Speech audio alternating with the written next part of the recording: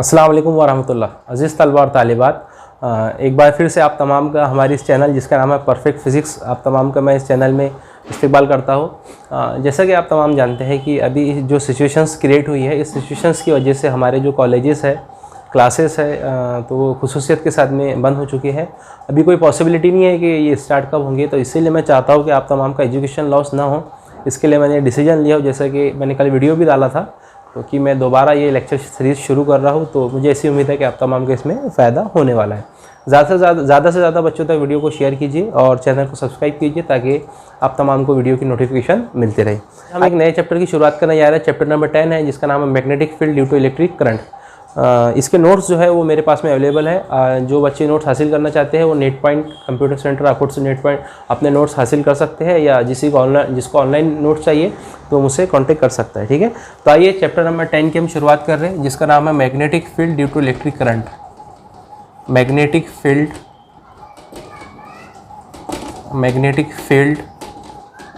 Due to electric current. ठीक है, देखो हमने पिछले चैप्टर में इलेक्ट्रिक करंट के ताल्लुक से तमाम चीज़ें देख लिए थे। इलेक्ट्रिक करंट का फार्मूला जो हमारे पास में था वो क्या था, I=Q/T।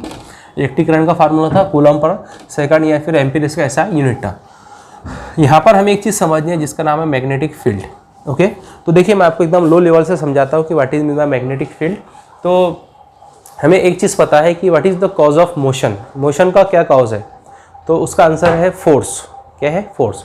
यानी अगर किसी ऑब्जेक्ट पर फोर्स लगता है तो फोर्स लगने की वजह से उस ऑब्जेक्ट में मोशन क्रिएट होता है। ठीक है, उस ऑब्जेक्ट में मोशन आता है। ठीक है, तो मोशन आता है यानी फोर्स लगा। ओके, हमने कौन कौन से अभी तक फोर्सेस देखे हैं, तो दो किस्मों के फोर्सेस हम जनरली डिस्कस करते हैं। कुछ फोर्सेस ऐसे होते हैं जो कॉन्टैक्ट होते हैं, कुछ फोर्सेस ऐसे होते हैं जो नॉन कॉन्टैक्ट होते हैं।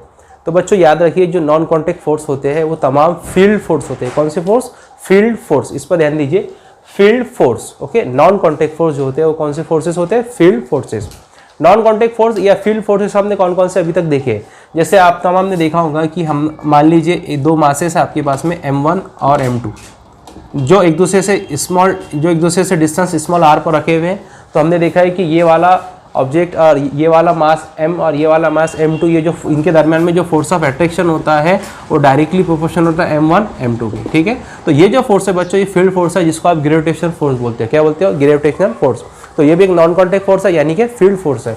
इसी के साथ साथ में जब आप इलेक्ट्रोस्टैटिक्स में गए तो आपने वहाँ देखा कि अगर दो चार्जेस हैं Q1 और Q2, ये प्लस है ये माइनस है, तो दोनों चार्जेस क्या करते हैं, एक दूसरे पर अपना फोर्स अप्लाई करते हैं। अगर ये अपोजिट चार्ज है तो एक दूसरे को अट्रैक्ट करेंगे, और इक्वल चार्जेस है तो एक दूसरे को रिपेल करेंगे। ठीक है, तो ये भी जो चार्जेस है इनके दरमियान का जो डिस्टेंस स्मॉल r होता है, जिसको आप कूलम्स लॉ बोलते हो, ये भी एक दूसरे पर अपना फोर्स लगाते हैं। जो फोर्स होता है Q1 Q2 के डायरेक्टली प्रोपोर्शनल होता है। तो ये भी फोर्स एक तरह का फील्ड फोर्स ही है, जिसको आप इलेक्ट्रोस्टैटिक्स फोर्स बोलते हो। ये वाला जो है आपका ग्रेविटेशनल फोर्स है। ठीक है, तो इसी के साथ साथ में एक तीसरा फोर्स आज जो हम डिस्कस करने वाले हैं उसका नाम है बच्चों मैग्नेटिक फील्ड फोर्स। क्या है, magnetic field force. Magnetic field force का मैं पहले आपको जनरली कॉन्सेप्ट समझाता हूँ कि मैग्नेटिक फील्ड फोर्स में क्या होता है। तो ये जनरली आपने एग्जांपल्स की होंगी कि आपके पास में एक मैग्नेट था। ठीक है, आप क्या करते थे, एक मैग्नेट लेते थे, उसके अतराफ एक दूसरा मैग्नेट लेते थे। जब दो मैग्नेट्स को एक दूसरे के करीब लाते थे तो कुछ कंडीशंस में ये होता था कि एक दूसरे को चिपक जाते थे, और कभी कभी ऐसे होता था कि जब दो मैग्नेट्स को हम करीब लाते थे तो एक दूसरे से दूर जाते थे। ठीक है, तो ये जो बच्चों फोर्स लगता है इसे कहा जाता है मैग्नेटिक फोर्स। क्या कहा जाता है, मैग्नेटिक फोर्स। यानी कि दो मैग्नेट एक दूसरे के कॉन्टेक्ट में नहीं होने के बावजूद भी एक दूसरे पर जो अपना फोर्स लगाते हैं वो भी फोर्स जो होता है बच्चों फील्ड फोर्स होता है। या फिर अगर हम किसी मैग्नेट के करीब में आयरन को लेकर आते हैं तो हम ये देखते हैं कि वो मैग्नेट उन आयरन को अपनी यानी खींच लेता है। तो ये भी फोर्स जो है एक नॉन कॉन्टैक्ट फोर्स है, और नॉन कॉन्टैक्ट फोर्स को हम कौन सा फोर्स बोलते हैं, फील्ड फोर्स। ठीक है, तो चलिए एक बात तो हमको समझ में आ गई। जब हमारी नॉलेज थोड़ी और आगे बढ़ी तो एक साइंटिस्ट है, यहाँ से आपके टेक्स्ट बुक की शुरुआत होती है। एक साइंटिस्ट है जिनका नाम है ऑस्टेड। आपने एक एक्सपेरिमेंट उनका सुना होगा, 9-10 क्लास में आपने एक्सपेरिमेंट देखा भी होगा करके, कि उन्होंने ऑस्टेड ने क्या किया, एक इस तरह का करंट कैरिंग कंडक्टर वायर लिया। ठीक है, ये करंट कैरिंग कंडक्टर वायर है, मतलब ऐसा वायर जिसमें से बरकीरो गुजरती है। तो उन्होंने बोला कि मान लीजिए इसमें इस तरह से बरकीरो इसमें से गुजर रही है, तो अगर इस करंट कैरिंग कंडक्टर वायर के तरफ में एक मैग्नेटिक नीडल रखा जाता है। क्या रखा जाता है, मैग्नेटिक नीडल। तो उन्होंने ये देखा कि जब इस करंट कैरिंग कंडक्टर वायर से जब करंट को गुजारा जाता है, बरकीरो को गुजारा जाता है, तो जब इससे बरकीरो गुजरती है, ठीक है, यानी इलेक्ट्रॉन का फ्लो होता है, इलेक्ट्रॉन मोशन में आता है, इलेक्ट्रॉन पर्टिकुलर वेलोसिटी v से इसमें मोशन करते हैं। तो जब इस करंट कैरिंग कंडक्टर वायर में इलेक्ट्रॉन का फ्लो होता है, यानी करंट बहती है, तो करंट के फ्लो की वजह से क्या होता है कि ये जो मैग्नेटिक नीडल यहाँ रखी है इसमें डिफ्लेक्शन क्रिएट होता है। क्या क्रिएट होता है? डिफ्लेक्शन। तो उनका एक एक्सपेरिमेंट ये था कि ये डिफ्लेक्शन कब क्रिएट होता है, तो उन्होंने आंसर दिया डिफ्लेक्शन उस वक्त क्रिएट होता है जब इस करंट कैरिंग कंडक्टर वायर से बरकीरों को गुजारा जाए। अगर यहाँ से मैं एक स्विच लगा के इसको बंद कर दूँ तो इसमें डिफ्लेक्शन क्रिएट नहीं होगा। तो इससे उन्होंने कंक्लूजन ये निकाला कि जब भी किसी करंट कैरिंग कंडक्टर वायर से करंट को गुजारा जाता है तो ये एज अ मैग्नेट वर्क करती है। क्या करती है? As a magnet work. और ये अपने अतराफ में एक फील्ड बनाती है और इस फील्ड को कहा जाता है मैग्नेटिक फील्ड। क्या कहा जाता है? Magnetic field. अब अगर इस मैग्नेटिक फील्ड में मैं मैग्नेटिक नीडल को रखूंगा तो इस पर फोर्स लगाएगा। चूंकि ये एक नॉन कॉन्टैक्ट फोर्स है इसीलिए हम इस फोर्स को कहते हैं फील्ड फोर्स। और ये मैग्नेट की वजह से हो रहा है क्योंकि ये एज अ मैग्नेट वर्क कर रहा है करंट कैरिंग कंडक्टर वायर, इसीलिए इस किस्म के फोर्स को कहा जाता है मैग्नेटिक फील्ड फोर्स। क्या कहा जाता है? Magnetic field force. यानी मैग्नेटिक फील्ड फोर्स एक नॉन कॉन्टैक्ट फोर्स है जो जब भी किसी कंडक्टर वायर से बरकीरों को गुजारते हैं तो जो करंट कैरिंग कंडक्टर वायर है वो इलेक्ट्रॉन के फ्लो की वजह से इलेक्ट्रॉन जब मोशन करता है एक पर्टिकुलर वेलोसिटी v के साथ में तो एज अ मैग्नेट वर्क करता है, अपने अतराफ एक फील्ड क्रिएट करता है। उस फील्ड को कहा जाता है मैग्नेटिक फील्ड। और मैग्नेटिक फील्ड के अतराफ में अगर जो भी मैग्नेट रखा होगा, मैग्नेटिक नीडल रखी होंगी, तो वो क्या करता है? अपना फोर्स उस पर लगाता है जिसकी वजह से उस पर डिफ्लेक्शन क्रिएट होता है। ठीक है, चलो यहाँ तक तो हमको समझते हैं। अब हम और थोड़ा सा आगे बढ़ते हैं। अब हम ये चाहते हैं कि हम ये देखना चाहते हैं कि अगर हम यहाँ पर इस करंट कैरिंग कंडक्टर वायर से बरकीरों को गुजारते हैं तो इसके अतराफ में जो फील्ड बनती है तो उसकी डायरेक्शन क्या होंगी? यहाँ पर फील्ड इनवर्ड होंगी ये वाले केस में कि आउटवर्ड होंगी? तो देखिए हमको ये समझने के लिए क्या करना होगा, हमको इसके लिए ये करना होगा कि जो हमारे पास में करंट कैरिंग कंडक्टर वायर है इसको हमारे सीधे हाथ में इस तरह से पकड़ना होगा। देखिए मान लीजिए ये आपके पास में करंट कैरिंग कंडक्टर वायर है और इसमें जो करंट का जो फ्लो है ये ब्लू कलर का जो आपको सिंबल दिख रहा है ये ऊपर की यानी बरकीरों गुजर रही है। तो इसको सीधे हाथ में इस तरह से पकड़िए, ठीक है, और इसको हमारी जो फिंगर्स है इसको ऐसे मोड़ दीजिए। तो ये जो आपको हमारे पास में थंब दिख रहा है, ये जो थंब है ये इस बात को जाहिर करता है कि इसमें इलेक्ट्रॉन का फ्लो जो है वो ऊपर की जानिब हो रहा है, ठीक है। और जो मुड़ी हुई उंगलियां है ये हमको जाहिर करती है कि it is the direction of magnetic field. Okay, तो जब हम इसको इस तरह से पकड़ेंगे तो हम ये देखेंगे कि इलेक्ट्रॉन का फ्लो जो करंट की जो डायरेक्शन है वो ऊपर की तरफ है, ठीक है, और ये आपके पास में मैग्नेटिक फील्ड है। तो अब ज़रा गौर कीजिए, जब हम इसको इस तरह से पकड़ेंगे तो हमें ये समझ में आता है कि देखिए ये डायरेक्शन ऑफ इलेक्ट्रिक करंट है जो हमारा थंब है, और ये हमारी जो मुड़ी हुई उंगलियां है ये हमें इस बात को हमें ये बताती है कि यहाँ पर जो मैग्नेटिक फील्ड है वो इनवर्ड है कि आउटवर्ड है। देखिए अगर हम ये गौर से देखें तो ये इलेक्ट्रिक करंट की डायरेक्शन है, ठीक है, ये जो हमारा अंगूठा है, और ये जो हमारी उंगलियां है ये अंदर की तरफ मुड़ी हुई है। यानी यहाँ पर जो फील्ड होगा, अगर मैं यहाँ पॉइंट ए लूँ तो यहाँ पर जो मैग्नेटिक फील्ड जो होगा बच्चों वह इस तरह का होगा। इसे कहा जाता है इनवर्ड। क्या कहा जाता है? इनवर्ड, ठीक है। तो ये जो सिंबल है इन्वर्ट का है, तो ये वाली साइड में अगर ऐसे करंट फ्लो हो रही है तो यहाँ पर जो होगा मैग्नेटिक फील्ड इन्वर्ट होगा, ठीक है। फिर ये वापस से अंदर आकर ऐसा घूमकर आता है। अगर यहाँ एक पॉइंट बी ले लिया जाए तो यहाँ पर जो मैग्नेटिक फील्ड होगी बच्चों क्या होगी? आउटवर्ड, और आउटवर्ड का ये ऐसे सिंबल इस्तेमाल किया जाता है। यानी कि ई पर इनवर्ड है और बी पर क्या है? आउटवर्ड है, ठीक है। तो ये बात भी आपको ख्याल रखनी है। अच्छा, अगर हम इसको घुमा दें तो जैसे हम हमारे फिंगर्स का इस्तेमाल करेंगे, वो राइट हैंड का इस्तेमाल करेंगे, वो हिसाब से मैग्नेटिक फील्ड को निकाल सकते हो। याद ये रखना है कि ये इनवर्ड है और ये आउटवर्ड है। अगर करंट ऐसे फ्लो हो रहा है तो ये करंट की डायरेक्शन है, ये मैग्नेटिक फील्ड है, यहाँ पर मैग्नेटिक फील्ड इनवर्ड है। और अगर ये ऐसे जाके फिर अब ऐसे बाहर देखे फिर से करंट की डायरेक्शन ऊपर ही है तो यहाँ पर मैग्नेटिक फील्ड आउटवर्ड है। ओके, चलो यहाँ तक तो हमको समझ में आता है।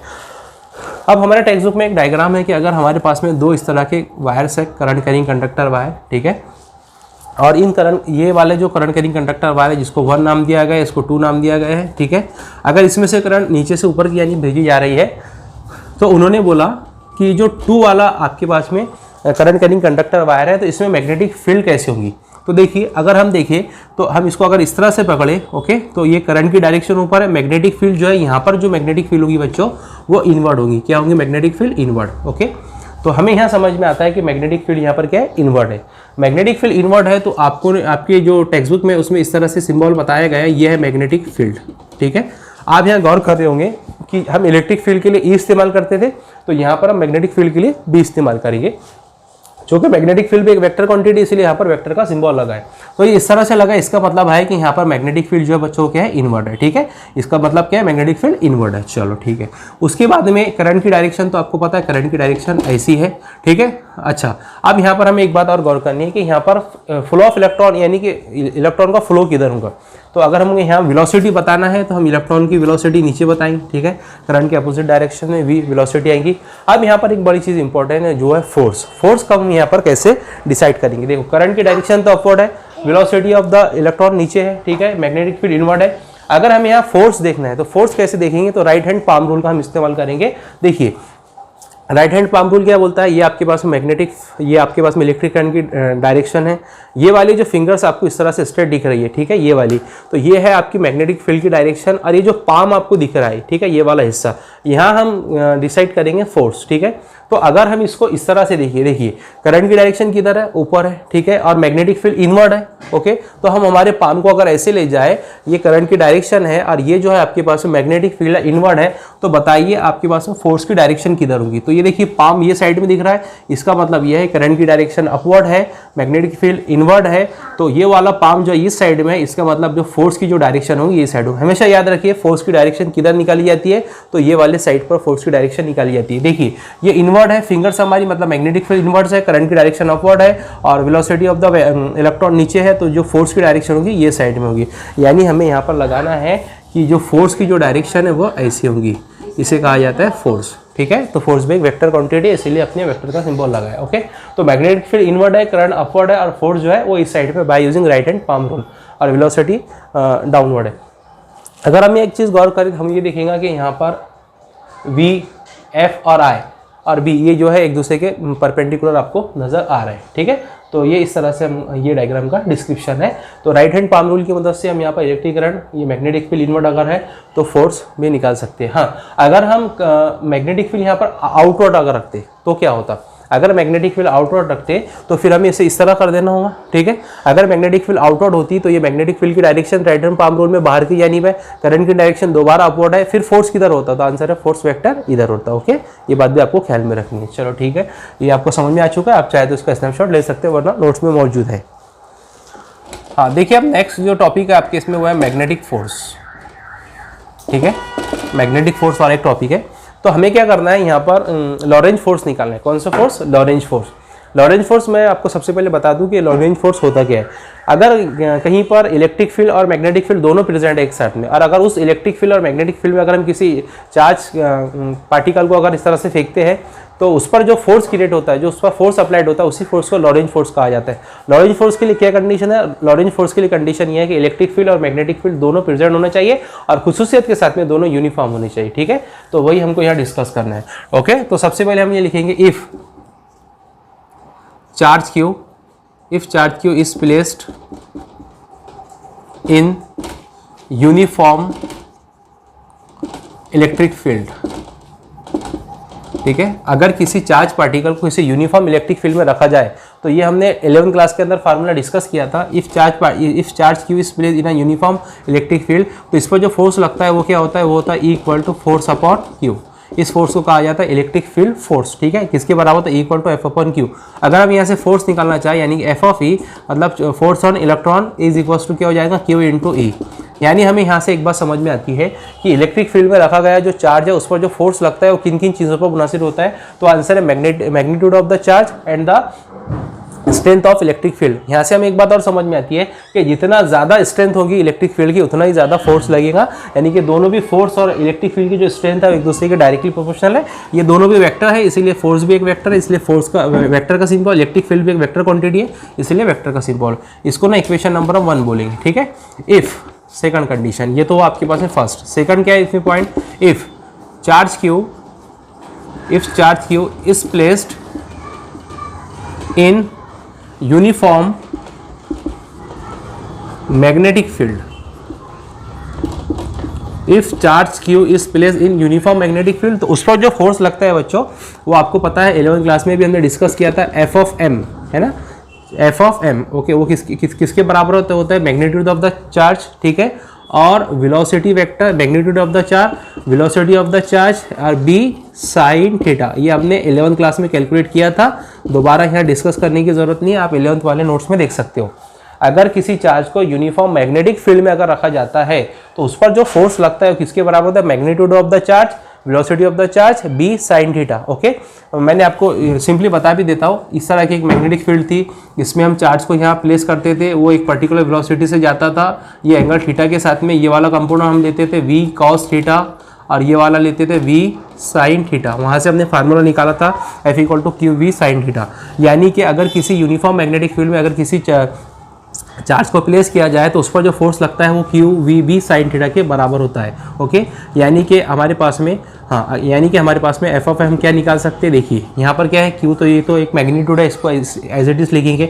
यहाँ पर वी भी, यहाँ साइन थीटा लगा है, साइन थीटा लगा है, वेक्टर हमको आता है। अगर साइन थीटा लगा है तो हम यहाँ क्या लिख सकते हैं, वी क्रॉस बी। क्या लिख सकते हैं, वी क्रॉस बी। अगर साइन थीटा आता है तो क्रॉस प्रोडक्ट लिया जाता है, अगर कॉस थीटा आता है तो डॉट प्रोडक्ट लिया जाता है। ठीक है, यानी हमारे पास में इलेक्ट्रिक फील्ड में अगर किसी चार्ज को रखा जाए तो उस पर जो फोर्स लगता है क्यू ई होता है। अगर मैग्नेटिक फील्ड में अगर किसी चार्ज को रखा जाए तो उस पर जो फोर्स लगता है वो F M equal to Q we multiply by B, velocity of the charge, magnetic field की स्ट्रेंथ है। ओके, चलो अब हम क्या, मैंने आपको पहले बताया था कि लॉरेंज फोर्स का क्या मतलब होता है कि लॉरेंज फोर्स के लिए दोनों चीज़ों का प्रेजेंट होना जरूरी है, इलेक्ट्रिक फील्ड और मैग्नेटिक फील्ड। अब अगर हम दोनों का कॉम्बिनेशन करें तो ये हो जाएगा F of E plus F of M, है ना। यानी कि इससे हमको क्या समझ में आता है, हम कब फोर्स निकाल रहे हैं, जब इलेक्ट्रिक फील्ड और मैग्नेटिक फील्ड दोनों एक साथ प्रेजेंट हो। एफ ऑफ ई हमने निकाला है, एफ ऑफ ई किसके बराबर है, एफ ऑफ ई आपके पास में क्यू ई के बराबर है, प्लस एफ ऑफ एम आपकी क्या है, Q into V cross B. ठीक है, चलो इसके आगे यहाँ से क्या कॉमन निकलेगा, यहाँ से अगर हम गौर करें तो यहाँ से Q को कॉमन निकाल लीजिए, तो यहाँ अंदर क्या बचेगा, यहाँ बचेगा E और प्लस यहाँ बचेगा V क्रॉस B। ठीक है, this is the formula which is use for Lorentz force. Lorentz force के लिए इस मसावात का इस्तेमाल किया जाता है, F is equals to Q E plus V multiply by B. यानी कि अगर किसी ऐसी फील्ड में चार्ज को रखा जाए जहाँ पर मैग्नेटिक फील्ड और इलेक्ट्रिक फील्ड दोनों प्रेजेंट हो, तो वहाँ चार्ज पर जो फोर्स लगता है वो चार्ज के मैग्नीट्यूड, इलेक्ट्रिक फील्ड और वेलोसिटी ऑफ द चार्ज और मैग्नेटिक फील्ड के वेक्टर प्रोडक्ट के सम होता है। ओके, तो ये है आपके पास में लॉरेंज फोर्स की इक्वेशन। तो लॉरेंज फोर्स के लिए ज़रूरी है कि एक ऐसी यूनिफॉर्म इलेक्ट्रिक फील्ड और मैग्नेटिक फील्ड प्रेजेंट हो जहाँ पर हम अगर किसी चार्ज को ऊपर से फेंकते हैं एक पर्टिकुलर एंगल से, तो उस पर जो फोर्स लगता है बच्चों होता है Q E plus V multiply by B के बराबर होता है। ठीक है, चलो अब आगे हमको चल के कुछ कंडीशंस पर डिस्कस करना है कि अगर हमारे पास में हम अगर मैग्नेटिक फील्ड में अगर किसी चार्ज को डालते हैं, इसका पहले आप लोग स्नैपशॉट लीजिए, फिर हम इसको आगे बढ़ते हैं। केस फर्स्ट हम जानते हैं F of M equal to क्या होता है, अभी हमने देखा Q we multiply by B, ये हमारे पास में फार्मूला है। Okay, force on charge when placed in uniform magnetic field, F M equal to Q we multiply by B. अगर हम चार्ज को यूनिफॉर्म मैग्नेटिक फील्ड में इस तरह से फेंके कि वो यूनिफॉर्म मैग्नेटिक फील्ड के पैरेलल हो, कैसे हो, ये यूनिफॉर्म मैग्नेटिक फील्ड चार्ज को भी अगर हम ऐसे फेंके, अगर पैरेलल हो, अगर पैरेलल हम फेंके तो पैरेलल अगर होगा तो थीटा इक्वल टू कितना होगा आंसर, तो थीटा इक्वल टू 0। तो हम क्या लिख सकते हैं इसको, हम लिख सकते हैं इसको F M equal to Q. ठीक है, वी मल्टीप्लाई बाय किसके बराबर हो जाएगा, वी बी साइन थीटा। यानी कि क्या हो जाएगा, एफ वी एफ आपकी एफ ऑफ एम में आपके पास में क्या आ जाएगा, क्यू वी, ठीक है, बी और साइन थीटा कितना है 0, साइन 0 कितना होता है 0, यानी कि F of M equal to कितना हो जाएगा 0, कितना हो जाएगा 0। यानी अगर हम चार्ज को पैरेलली अगर मैग्नेटिक फील्ड में फेंकते हैं तो वहाँ पर फोर्स ऑन चार्ज क्या लगेगा 0। ठीक है, ये तो केस फर्स्ट हुआ। केस सेकंड हम निकालते हैं, we also know that F M equal to Q we multiply by B. ठीक है, यानी F of M is equal to Q, ये हो जाएगा वी बी साइन थीटा। हाँ, अब सेकंड कंडीशन क्या है, यहाँ हमने पैरेलल फेंका था, अगर हम उसको परपेंडिकुलर फेंके, कैसे फेंके, परपेंडिकुलर, अगर परपेंडिकुलर फेंकेंगे, ये आपके पास में फील्ड है, ऐसे परपेंडिकुलर फेंका तो थीटा इक्वल टू कितना होगा 90। अगर थीटा इक्वल टू 90 हुआ तो F M is equal to क्या हो जाएगा, ये हो जाएगा क्यू वी बी साइन 90, और साइन 90 कितना होता है 1 होता है। यानी कि F of M is equal to Q we B, क्या हो जाएगा, F of M equal to Q we B. यानी अगर हम किसी भी चार्ज पार्टिकल को परपेंडिकुलर अगर मैग्नेटिक फील्ड में डालते हैं तो उसके ऊपर जो फोर्स लगता है वो क्यू वी और बी के बराबर होता है। ठीक है, ये तो हुआ सेकंड कंडीशन। अब केस थर्ड हम लेते हैं कि अगर velocity of the charge particle is 0, अगर velocity of the charge particle is 0, यानी कि वो चार्ज पार्टिकल मैग्नेटिक फील्ड में कैसे है, स्टेशनरी है। अगर velocity of the charge particle 0 है तो we know that the formula F of M is equal to Q we multiply by B. ठीक है, वेलोसिटी अगर 0 होंगी तो डेफिनेटली पूरा क्या हो जाएगा, F of M is equal to क्या हो जाएगा बच्चों 0। यानी हमें एक बात समझ में आती है कि अगर किसी यूनिफॉर्म मैग्नेटिक फील्ड में चार्ज पार्टिकल को पैरेलली अगर रखा जाए तो पैरेलल रखने पर क्या होगा, पैरेलल रखने पर जो फोर्स होगा वो क्या हो जाएगा, जीरो हो जाएगा। ठीक है, अगर परपेंडिकुलर अगर चार्ज पार्टिकल को हम डालेंगे तो क्यू वी बी के बराबर हो जाएगा, और अगर यहाँ पर वेलोसिटी ऑफ द पार्टिकल अगर जीरो रखा जाए तो फोर्स क्या होगा, फिर से जीरो। ठीक है, तो ये 3 कंडीशन है, इसका स्नैपशॉट लीजिए।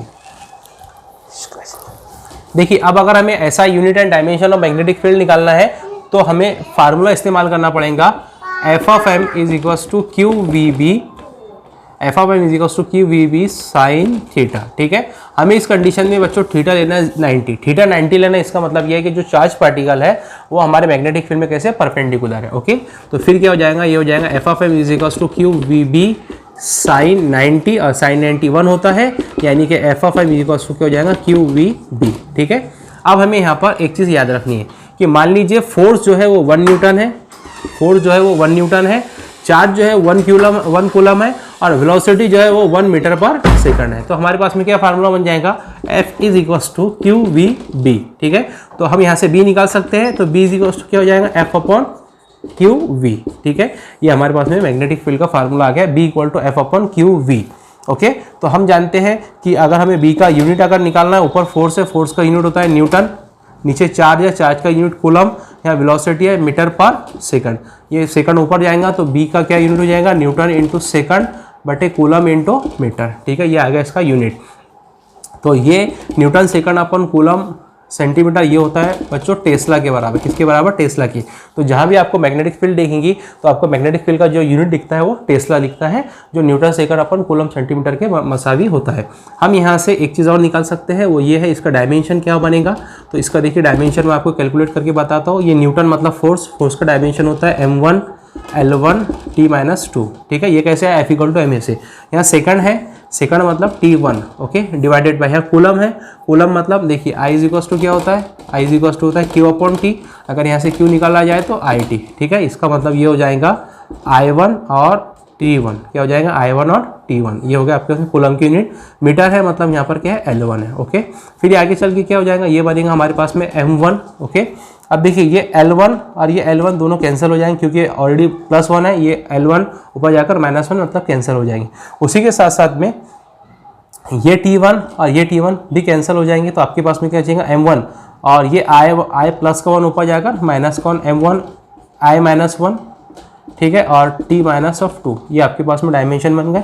या हम इसको ऐसा भी लिख सकते हैं, m1 L0 T-2 और I-1। ये है आपके पास में dimension of the magnetic field. आपको कहीं कहीं पर यहाँ पर A-1 भी मिलेगा किसी किसी बुक्स में, तो आप वो भी आप यहाँ इस्तेमाल कर सकते हो। ठीक है, तो ये है ऐसा यूनिट एंड डायमेंशन। यहाँ पर जो हमने टेस्ला इस्तेमाल किया है, टेस्ला हमेशा इस्तेमाल होता है मैग्नेटिक फील्ड के यूनिट के लिए। ठीक है, और एक बात आपको याद रखनी है कि 1 टेस्ला इक्वल टू 10⁴ गॉस। क्या है, 1 टेस्ला इक्वल टू 10 की घात 4 गॉस, यानी कि एक के बाद में आपको कितने सिफर लगाने, 4 सिफर लगाने, यानी कि 1 टेस्ला इज इक्वल्स टू 10000, मतलब 10,000 गॉस के बराबर होता है। ठीक है, ये भी एक नॉलेज है आपके टेक्स्ट बुक में जो दी गई है। तो इस तरह से आपने यूनिट एंड डायमेंशन भी निकाल लिए। अब जो आपकी टेक्स्ट बुक है उसमें डू यू नो में लिखा हुआ है कि जो आपके पास में MRI डू यू नो में जो बातें लिखी है हम उसको भी डिस्कस कर लेंगे। डू यू नो, जो हमारे पास में MRI मशीन आती है, इसका मतलब होता है मेडिकल रेजोनेंस इमेज। ठीक है, जो MRI जो मशीन होती है इसमें बताया उसने कि मैग्नेटिक फील्ड की क्या स्ट्रेंथ होती है। ठीक है, तो बताया गया है कि MRI जो मशीन होती है उसमें मैग्नेटिक फील्ड की जो स्ट्रेंथ होती है वो 1.5 टेस्ला से 7 टेस्ला तक होती है। कहाँ तक, 1.5 टेस्ला से 7 टेस्ला तक। कहाँ पर, MRI मशीन के अंदर में जो मैग्नेटिक फील्ड की स्ट्रेंथ, ठीक है, जो इस्तेमाल होती है वो 1.5 टेस्ला से 7 टेस्ला तक इस्तेमाल होती है। इसी तरह से जो आपकी इलेक्ट्रिक या आपकी जो सरफेस ऑफ अर्थ है, ठीक है, उस सरफेस ऑफ अर्थ पर जो मैग्नेटिक स्ट्रेंथ होती है, कहाँ पर, मैग्नेटिक स्ट्रेंथ कहाँ पर, सरफेस ऑफ द अर्थ, यानी हमारी अर्थ की सरफेस पर जो मैग्नेटिक फील्ड की जो स्ट्रेंथ होती है वो होती है बच्चों 3.6 × 10⁻⁵ (-5 टेस्ला। कितना होती है, 3.6 × 10⁻⁵ टेस्ला, ये 2 बातें उसमें लिखी है। एक तीसरी बात और ये है कि न्यूक्लियर मैग्नेटिक रेजोनेंस एक्सपेरिमेंट जो होते हैं, न्यूक्लियर मैग्नेटिक रेजोनेंस जो एक्सपेरिमेंट होते हैं, वहाँ पर जो मैग्नेटिक फील्ड की जो स्ट्रेंथ होती है वो 14 टेस्ला तक होती है। कहाँ तक होती है? 14 टेस्ला। एमआरआई मशीन में कितनी है? 1.5 से लेकर 60 टेस्ला तक। जो अपनी सरफेस ऑफ द अर्थ है उस पर मैग्नेटिक स्ट्रेंथ कितनी होती है? 3.6 × 10⁻⁵ टेस्ला। और जो न्यूक्लियर रेजोनेंस इमेज एक्सपेरिमेंट्स जो होते हैं उसमें 14 टेस्ला तक मैग्नेटिक फील्ड की स्ट्रेंथ होती है। यानी हमें यहाँ समझ में आया है कि मैग्नेटिक फील्ड के लिए जो हम SI यूनिट का इस्तेमाल करें वो क्या है? टेस्ला है। ठीक है, तो ये था आपके पास में आज का लेक्चर। आज के इस लेक्चर को हम यहाँ पर रोकते हैं। इसके बाद का जो टॉपिक है जिसका नाम है साइक्लोट्रॉन मोशन, वो इसमें से डिलीटेड कर दिया गया है। इंशाल्लाह नेक्स्ट लेक्चर में जो हम टॉपिक डिस्कस करेंगे उसका नाम है magnetic force for a wire carrying a current. ठीक है, तो ये टॉपिक हम डिस्कस करने वाले। आज का लेक्चर हमारा यहीं रुकता है। मुझे ऐसी उम्मीद है कि आपको समझ में आया होगा।